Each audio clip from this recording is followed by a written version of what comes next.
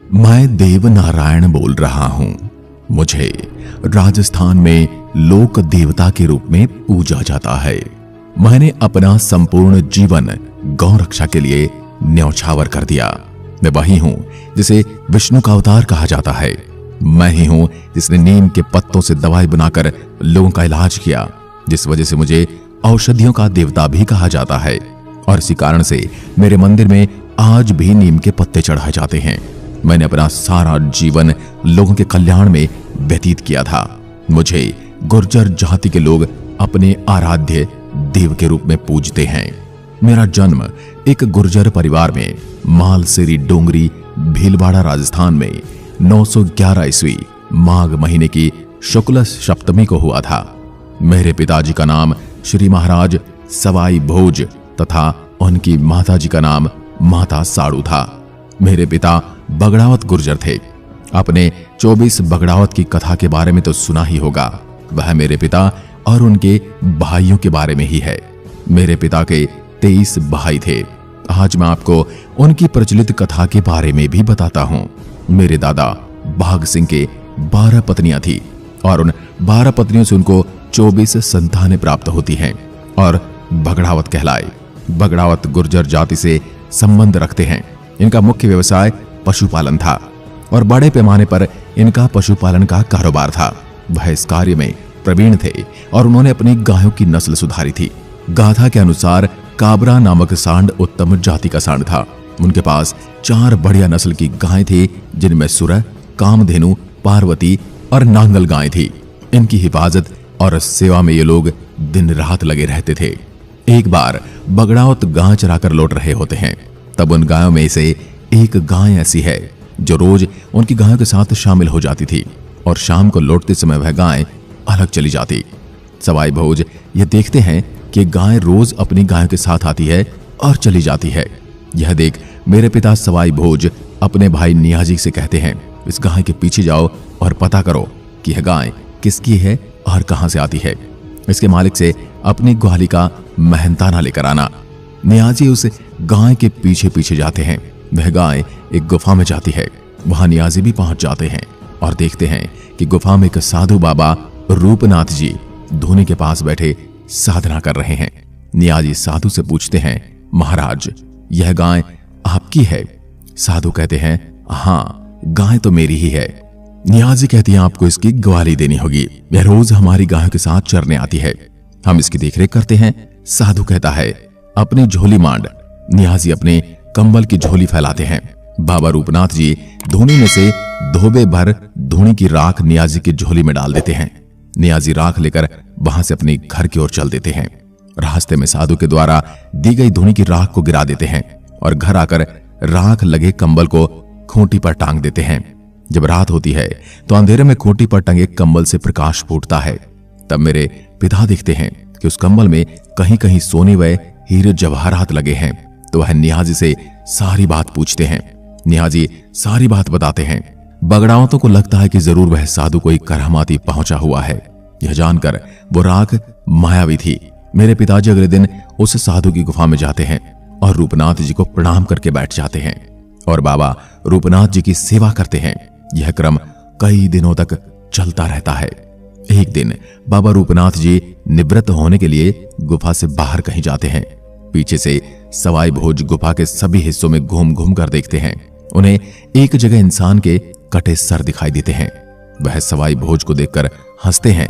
सवाई भोज उन कटे हुए सिरों से पूछते हैं, हंस क्यों रहे हो? तब उन्हें जवाब मिलता है कि तुम भी थोड़े दिनों में हमारी जमात में शामिल होने वाले हो, यानी तुम्हारा हाल भी हमारे जैसा होने वाला है। हम भी बाबा की ऐसी ही सेवा करते थे। थोड़े दिनों में ही बाबा ने हमारे सिर काटकर गुफा में डाल दिए। ऐसा ही हाल तुम्हारा भी होने वाला है। ये सुनकर सवाई भोज सावधान हो जाते हैं। थोड़ी देर के बाद बाबा रूपनाथ वापस आते हैं और सवाई भोज से कहते हैं कि मैं तेरी सेवा से प्रसन्न हुआ। आज मैं तेरे को एक विद्या सिखाता हूं। सवाई भोज से एक बड़ी कढ़ाई और तेल लेकर आने के लिए कहते हैं। सवाई भोज बाबा रूपनाथ के कहे अनुसार एक बड़ा कढ़ाया और तेल लेकर पहुंचते हैं। बाबा कहते हैं, अलाव यानी आग जलाकर कढ़ाई को उस पर चढ़ा दें और तेल कढ़ाई में डाल दें। तेल पूरी तरह से गर्म हो जाने पर रूपनाथ जी सवाई भोज से कहते हैं क्या आज इस कड़ाव की परिक्रमा करते हैं। आगे सवाई भोज और पीछे बाबा रूपनाथ जी कड़ाव की परिक्रमा शुरू करते हैं। बाबा रूपनाथ सवाई भोज के पीछे पीछे चलते हुए एकदम सवाई भोज को कड़ाव में धकेलने का प्रयत्न करते हैं। सवाई भोज पहले से सावधान थे, इसलिए छलांग लगाकर कढ़ाई की दूसरी ओर कूद जाते हैं और बच जाते हैं। फिर सवाई भोज बाबा रूपनाथ से कहते हैं, महाराज अब आप आगे जाओ, और फिर से परिक्रमा शुरू करते हैं। सवाई भोज एकदम जवान और ताकतवर थे। इस बार वह परिक्रमा करते समय आगे चल रहे बाबा रूपनाथ को उठाकर गरम तेल के कढ़ाई में डाल देते हैं। बाबा रूपनाथ का शरीर कड़ाव में गिरते ही सोने का हो जाता है। वह सोने का पौरसा बन जाता है। तभी अचानक आकाश से आकाशवाणी होती है, सवाई भोज तुम्हारी 12 वर्ष की काया है और 12 वर्ष की ही माया है, यानी 12 साल की ही बगड़ावतों की आयु है, और बाबा रूपनाथ की गुफा से मिले धन की माया भी 12 साल तुम्हारे साथ रहेगी। और एक आकाशवाणी ये भी होती है, ये जो सोने का पौरसा है इसको तुम पांवों की तरफ से काटोगे तो यह बढ़ेगा, और यदि सिर की तरफ से काटोगे तो यह घटता जाएगा। इस तरह इस धन को तुम लोग खूब खर्च करना, दान पुण्य करना। सवाई भोज को बाबा रूपनाथ की गुफा से काफी सारा धन मिला, जिनमें से एक जय मंगला हाथी, एक सोने का खांडा, बुली घोड़ी, सुरह गाय, सोने का पौरसा, कश्मीरी तंबू इत्यादि दुर्लभ चीजें लेकर सवाई भोज घर आ जाते हैं। घर आकर सवाई भोज बाबा रूपनाथ व सोने की पौरसी की सारी घटना अपने भाइयों एवं परिवार को बताते हैं। इस अथाह संपत्ति का क्या करें ये विचार करते हैं। इतना सारा धन प्राप्त हो जाने पर भी बगड़ावत अपना पशुधन और बढ़ाते हैं। सभी अपने लिए घोड़ी खरीदते हैं और सभी घोड़ी के लिए सोने के जेवर बनवाते हैं। ऐसा कहा जाता है कि बगड़ावत अपने सभी घोड़े के सोने के जेवर कच्चे सूत के धागे में पिरोकर बनाते थे। उनके घोड़े जब जब दौड़ते थे तब तब जेवर टूटकर गिरते रहते थे और दोबारा जेवर बनवाते थे। आज भी ये जेवर कभी कभी बगड़ावतों के गांव के ठिकानों पर मिलती है। बगड़ावत खूब जमीन खरीदते हैं और अपने अलग अलग गांव बसाते हैं। सवाई भोज अपने गांव का नाम गोठा रखते हैं। बगड़ावत काफी धार्मिक काम करते हैं, तालाब और बावड़ियां बनवाते हैं और जनहित में कई सारे काम करते हैं। बगड़ावतों के पास काफी संपत्ति होने से वो काफी पैसा शराब खरीदने पर भी खर्च करते हैं और अपने घोड़ों को भी शराब पिलाते हैं। यह मेरे परिवार के बारे में प्रचलित कथा का एक छोटा सा अंश मात्र है, मैंने आपके सामने रखा है। मेरे जन्म को लेकर भी माना जाता है कि मेरा जन्म मेरी मां की कोख से नहीं होकर कमल के फूल से हुआ था। मेरे पिता ने 2 विवाह किए थे, जिसमें से एक उज्जैन के रहने वाले सामंत दूधा खटाना की पुत्री साड़ू खटानी के साथ किया था, जो कि मेरी मां है, और दूसरी कोटपुतली के रहने वाले पदम पोसवाल की पुत्री पद्मा थी। राजस्थान में मारवाड़ के पास में एक जगह थी जिसका नाम गढ़बुआल, जहां की सीमांत इड़दे सोलंकी थी। उनकी राजकुमारी जिसका नाम जयमती था, वह मेरे पिता से काफी प्रभावित थी, इसलिए वह उनसे विवाह करना चाहती थी। दूसरी तरफ सोलंकी जी की जयमती का विवाह किसी और से करना चाहते थे। उनका नाम था राणा दुर्जनसाल, जो कि राण के राजा थे, किंतु विवाह में सहमति नहीं होने की वजह से राणा दुर्जनसाल और सवाई भोज के बीच युद्ध छिड़ गया और राणा दुर्जनसाल ने अपनी सेना के साथ मिलकर बगड़ावतों का वध कर दिया। लेकिन इस युद्ध से दुर्जनसाल को कोई फायदा नहीं हुआ, क्योंकि इसमें जयमती की भी मृत्यु हो गई थी, जिसकी वजह से राणा दुर्जनसाल ने सवाई भोज का पूरा वंश खत्म करने की ठान ली। इस युद्ध में मेरे पिता के साथ उनके भाई भी मारे गए। मेरी माता के एक गुरु जिनका नाम रूपनाथ जी था, जब वे गर्भवती थी तो गुरुजी ने उन्हें बताया कि आपके पेट में जो बच्चा है वह एक बहुत ही महान व्यक्तित्व होगा, जो कि अन्याय और अत्याचार के विरुद्ध लड़ेगा। वे अपने पुत्र को राणा दुर्जनसाल से बचाने के लिए माला सेरी चली गई और वहीं पर मेरा जन्म हुआ।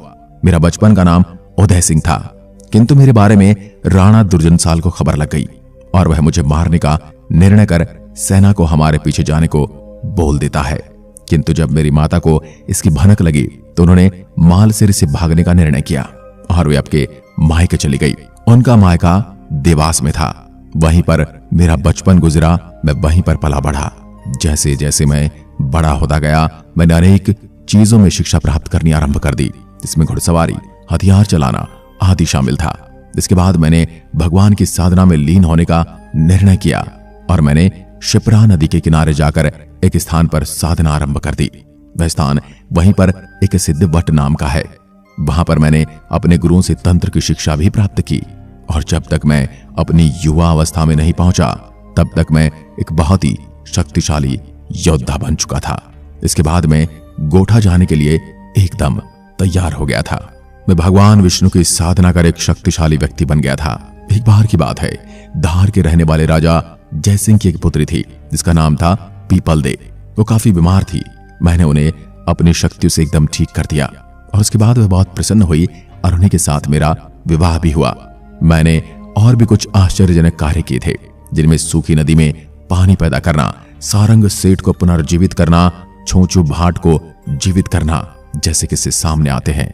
लोगों ने उसे मेरा चमत्कार माना। मेरे इसी तरह के चमत्कारों के चलते मेरे अनुयायी मुझे भगवान विष्णु का अवतार कहने लगे। मुझे भगवान विष्णु की आराधना करने से जो शक्तियां प्राप्त हुई थी उसका उपयोग मैंने हमेशा ही लोगों के कल्याण एवं उनकी हमेशा सहायता करने के लिए ही किया। इसी वजह से मुझे लोग पूजते हैं। मैं केवल 31 वर्ष का था जब मेरा देहावसान हो गया। कुछ लोगों का कहना है कि वह तिथि जब मैंने अपना देह त्याग किया था बैसाख के शुक्ल पक्ष की तृतीय तिथि थी, जिस तिथि को अक्षय तृतीया भी कहा जाता है। तो कुछ लोग कहते हैं कि भाद्रपद की शुक्ल पक्ष की सप्तमी के दिन वैकुंठवासी बने थे। सबके अलग अलग मत हैं। जिस तरह से भगवान श्री राम जी की पूरी गाथा को रामायण और रामचरितमानस में व्याख्यात किया गया है, उसी तरह से मेरी एवं मेरे पिता सवाई राजा भोज की कहानी को देव नारायण की फड़ में बताया गया है। इसमें अद्भुत चित्र द्वारा पूरी कथा को प्रदर्शित किया गया है, जो कि काफी आकर्षक लगती है। आगे जाकर यह भारत की लोक संस्कृति बन गई। इस फड़ में 335 गीत हैं, जिनका लगभग 1200 पृष्ठ में संग्रह किया गया है एवं लगभग 15,000 पंक्तियां हैं। ये गीत परंपरागत भोपाओं को कंठस्थ याद रहते हैं। मेरी फड़ राजस्थान की फड़ों में सर्वाधिक लोकप्रिय है। वह सबसे बड़ी है। यह फड़ बाजते समय जंतर नामक वाद्य यंत्र का प्रयोग किया जाता है। मित्रों, देव नारायण जी मात्र ऐसे लोक देवता हैं जिनकी फड़ पर भारतीय डाक विभाग द्वारा 1992 में 5 रुपए का डाक टिकट जारी किया गया था। इस धाम जोधपुरिया वनस्थली के पास टोंक में देव नारायण जी मंदिर में बगड़ावतों की शौर्य गाथाओं का संपूर्ण चरित्र चित्रण किया गया है। देव जी औषधि शास्त्र के भी ज्ञाता थे। इन्होंने गोबर और नीम की औषधियों के रूप में प्रयोग कर बहुत ही प्रचार प्रसार किया था तथा देव नारायण जी के भक्त इनके नाम के सोने और चांदी के फूल बनवाकर पहनते हैं। आपको बता दें, मुख्य रूप से देव नारायण जी का जो सबसे सिद्ध पूजा स्थल है वह भीलवाड़ा जिले के पास स्थित असींद है। हर साल उनकी जन्म तिथि के दिन यहाँ पर खीर एवं चूरमा का भोग लगाकर उनकी पूजा की जाती है। गुर्जर जाति के लोग यह मान्यता रखते हैं कि देव नारायण जी की जन्म एवं मृत्यु दोनों तिथि में वे दूध को फाड़ते या जमाते नहीं है। वो सबसे खास बात यह है कि यहाँ पर दूध का व्यापार भी सबसे ज्यादा इसी जाति के लोग करते हैं। देव नारायण जी एवं उनके पूर्वजों की गाथाओं को न केवल देव नारायण की फड़ में दर्शाया गया है, बल्कि भगड़ावत महाभारत में भी इनकी कहानी को बहुत अच्छे तरीके से दिखाया गया है। इसी तिथि में लोग इन महाकाव्य का गायन करते हैं। देव नारायण जी की काव्य बगड़ावत महाभारत के बारे में रोचक बात यह है कि बहुत ही विशाल है। इसे जब प्रतिदिन 3 पहर में गाया जाता है तब जाकर यह 6 दिन में पूरी होती है। आपको बता दें, मेवाड़ शासक महाराणा सांगा का आराध्य देव देव नारायण जी थे। इसी कारण देव डोंगरी चित्तौड़गढ़ में देव नारायण जी का मंदिर निर्माण राणा सांगा ने ही करवाया था। वीर देव नारायण जी पर एक फिल्म बन चुकी है। फिल्म में देव नारायण जी की भूमिका नाथू सिंह गुर्जर ने की थी। नाथू सिंह गुर्जर बीजेपी के नेता, सांसद, विधायक और राजस्थान राज्य के मंत्रिमंडल में मंत्री भी रह चुके हैं। आपको वीडियो में दिखाई गई जानकारी कैसी लगी, हमें अपना मत लिखकर जरूर बताएं। एक बार फिर मिलते हैं एक और ऐसे ही दिलचस्प और महान गाथा के साथ। तब तक के लिए नमस्कार। जय हिंद, जय भारत।